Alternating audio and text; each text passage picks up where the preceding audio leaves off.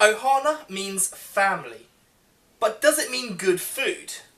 Hey, welcome to Planet Mark, and today in our restaurant review series where we're going around all of the Walt Disney World restaurants and giving them our own personal rating, today it's Ohana, the tropical themed paradise that is getting the firing line.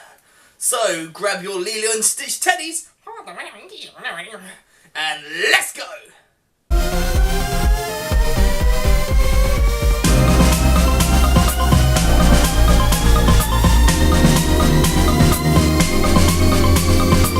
This was a viewer submission by WDW2. Not entirely sure why WDW1 needed a sequel, but those guys are great anyway.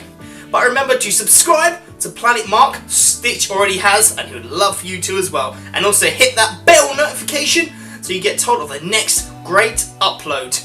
But let's go back to today. We're going to be looking at the atmosphere, the cost, the quality of food, the character dining experience before giving our overall rating. But first, let's take a look back at the history of Ohana.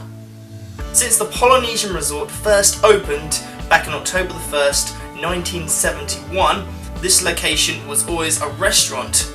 However, back then it was called Papit Bay Veranda, which served up a range of kind of Polynesian Hawaiian style food and featured an array of Polynesian dancers and singers, and was closed in 1994 for about 8 months and was completely redesigned and opened in 1995 as the Ohana restaurant, which, although we know it today as a Lilo and Stitch themed restaurant, this came out, as you probably would notice, about 7.5 years before Lilo and Stitch did. Since then, the only real addition that they've had to the restaurant is featuring Lilo and Stitch in 2002. Breakfast is 7:30 till 12 and dinner is 3:30 till 10 PM. So let's take a look at the cost. Disney calls this a $3 restaurant, so adults are looking to pay between $35 and $60 per meal. However, the actual price will change depending on the season, but it will always be between that bracket. Next, atmosphere. Ohana means family, and they really drive this home.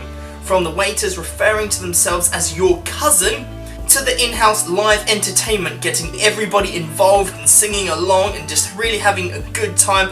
It's a really unique kind of theme and unique style of restaurant unseen in the rest of Walt Disney World. So what happens is you're first greeted by one of your cousins, quote unquote, and they give you this kind of buzzer thing so you can go and explore the Polynesian Hotel. Okay, normally this would be the annoying part of your meal, but the Polynesian resort is absolutely beautiful. We've never actually stayed there, but we have had a look around. There's so much to see. You can either go look at the scenery or the pools, just checking out the hotel, listen to some of the Hawaiian music's playing, go have a drink, or just go shopping. That's probably my wife's idea of heaven. So you're going to walk in and it's going to be this huge room with a fire pit in the middle where most of your food's going to be cooked for the evening. There's floor-to-ceiling windows which get in a lot of light and really create that idea of you being outside, kind of like you're eating outside in Hawaii. So our top tip is trying to get as close to the window as possible, as you can see the castle, the Seven Seas Lagoon and Space Mountain as you dine, which is pretty cool. I mean, come on, I've got to say, when they were creating this restaurant, and this entire hotel, they really got the location down. They were like, okay, we're going to build these things so we can go see them. We're going to build this hotel in the way so our guests can go have a look. And you have to give them loads of credit for that alone. So your cousin will take you on a quick tour of the restaurant, looking at the open kitchen. So that's the second restaurant that we've reviewed, and there's been an open kitchen. Disney really seems to love this idea of open kitchens. Have a quick look at the fire pit and take a closer look at the decor, which is kind of like Maui statues and just really cool, Hawaiian kind of theming. And then sit you down on these really comfortable chairs, giving you trying to tell you, okay, just relax, you can chill out, you're at home now, just feel welcome because you're part of our family, which again, it kind of really looks into how much detail they take into their restaurants. And then you'll be introduced to your Hawaiian cultural ambassador, who will essentially be your host for the night. He'll give you one of those flower necklace thingies, the leis, I'm definitely not pronouncing that right. He will serenade you with songs with a Hawaiian little twist, teach you how to hula, and have hula hoop contests and coconut races for the kids. Coconut races, that does sound really interesting though. Next is food quality. This is an American style tropical twist family style buffet, so it's all you can eat and the waiters bring the food to you. It's a limited menu, however if you do have any dietary requirements, apparently they're really good at changing anything that you might need. However, being an all you can eat limited menu, it's not always to everyone's liking. So let's take a look at the menu and you can tell me whether you like the sound of these. So for starters, you're greeted with pineapple bread or Ohana welcome bread as it's known, as this is the only place you can get pineapple bread in Disney. You're then given a huge salad with a honey lime dip, which notably is one of Disney's most sought after secret recipes.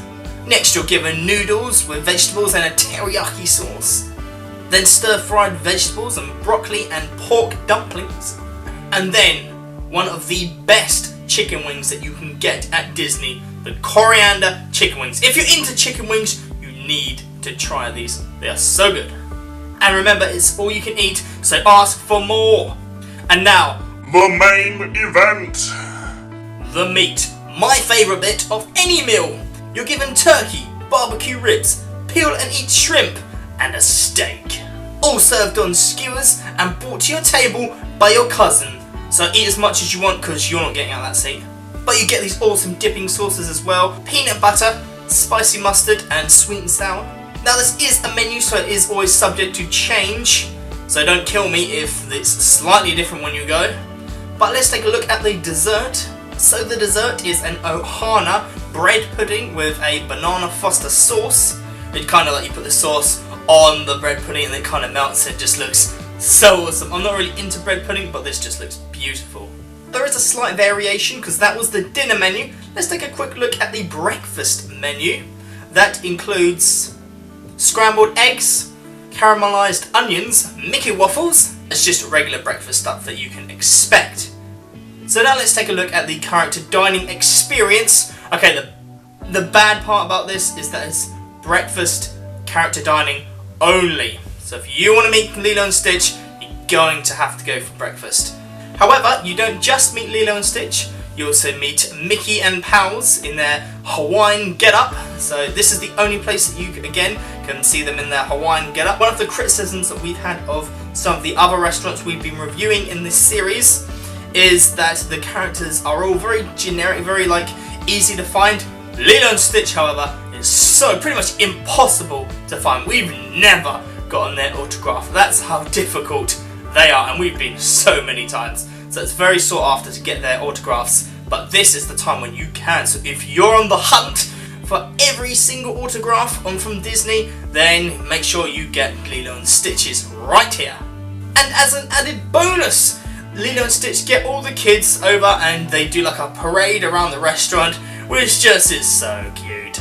And now the rating. So if you're unfamiliar still with our rating system, go check out our other videos, those restaurants using our system. But right at the top is do every time. Just below is do multiple times. Below that, slap bang in the middle, is do once. Below that is do if you're in the area or if you don't make any kind of special effort. And right at the bottom, oh sorry Stitch, is do not do.